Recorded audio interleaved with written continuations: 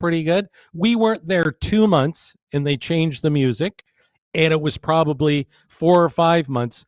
This consultant comes in from Cleveland, doesn't really know the Toronto market, doesn't know the heritage of Humble and Fred, and he's trying to change what they spent all this money on. It was really, it was fascinating, actually. Yeah. Listen, before we leave this, though, I think my favorite part of that whole period early on was, again, Joe, we keep saying this really was the contract that guys in our position have been waiting for. So we're ecstatic, you know. This was prior to the divorce, had lots of money. And then I knew we were in trouble. I don't know if you remember this. It was literally 2 or 3 weeks after we start. The boss calls us into his office, and he wants us to use his girlfriend as our news person. And 3 weeks after starting with her, we're in his office, and she's crying because she's not getting to be on the show as much as she thought she was going to. And at that point, I went, we could be in some trouble here. Because when you remember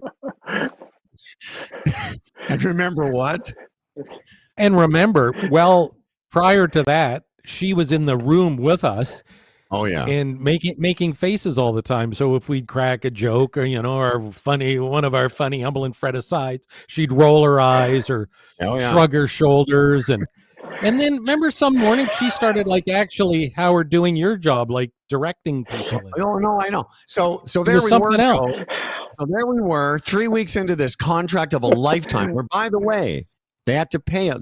One of those great sports contracts. Excuse me. They had to pay us for every day of it.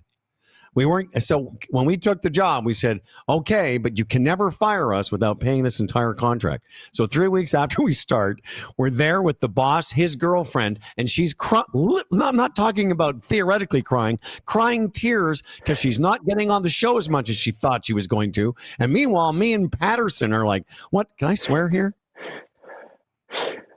Okay. Whatever. Okay. So me you and don't Patterson need to swear. What the fuck have we gotten ourselves into?